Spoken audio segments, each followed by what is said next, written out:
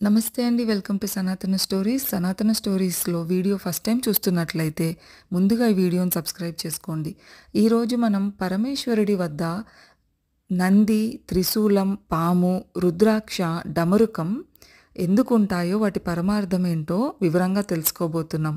ఆది పరాశక్తి జగజ్జనని అయిన పార్వతీదేవికి భర్త అయి శివుడు అర్ధనారీశ్వరుడైనాడు.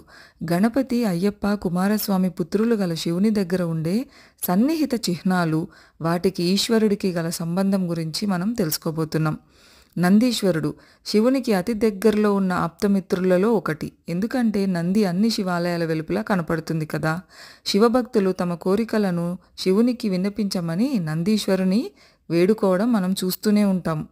త్రిశూలం శంకరుడు ఎంచుకున్న ఆయుధం త్రిశూలం. శివుని ఒక చేతిలో త్రిశూలం ఉంటుంది.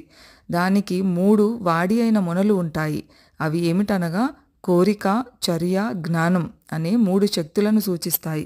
నెలవంక చంద్రుడు శివుడిని తరచుగా తన జట ఒక అర్ధచంద్రాకార చంద్రుని కళారూపాలతో చిత్రీకరించారు. చంద్రుడు వృద్ధి చెందడం మరియు తగ్గిపోవడం అనేది ప్రకృతి యొక్క అత్యంత శాశ్వతమైన చక్రాన్ని సూచిస్తుంది. నీలిరంగు కంఠం శివునికి మరొక పేరు నీలకంఠుడు. శివుడు సముద్ర మథనం సమయంలో వచ్చిన విషాన్ని మింగడం జరిగింది. అప్పుడు పార్వతీదేవి శివుని కంఠంలో విషాన్ని ఆపివేయటం వలన కంఠం నీలం రంగులోకి మారింది. శివుడు మెడ చుట్టూ రుద్రాక్ష హారమును ధరిస్తాడు. అంతేకాకుండా రుద్రాక్ష యొక్క తాయెత్తులు కలిగి ఉంటుంది. రుద్రాక్ష అనే పదము రుద్ర శివుని యొక్క మరో పేరు మరియు అక్ష అంటే కన్నీళ్ల నుండి వచ్చింది. ఒక కథ ప్రకారం శివుడు లోతైన ధ్యానం తర్వాత ఆయన కళ్ళు తెరిచిన సమయంలో ఆయన కనుల నుండి వచ్చిన కన్నీటి చుక్కలు భూమి మీద పడి అవి పవిత్ర రుద్రాక్ష చెట్టులోకి వెళ్ళినాయి. పాము శివుడు ఆయన మెడ చుట్టూ 3 సార్లు చుట్టబడిన ఒక పామును ధరిస్తారు. పాము 3 చుట్టులకు అర్థం భూత, వర్తమాన, భవిష్యత్ కాలాలను సూచిస్తాయి. నాగదేవతను హిందువులు పూజించే పవిత్రమైన ప్రాణిగా తెలుస్తుంది. 3వ కన్ను శివుని చిహ్నాలలో ఒకటిగా 3వ కన్నును చెప్పవచ్చు. ఆయన నుదుటిపైన మధ్య భాగంలో ఉండే 3వ కన్ను చాలా కోపానికి గురి అయినప్పుడు, చెడుని నివారించాలనుకున్నప్పుడు మాత్రమే తెరుచుకుంటుంది.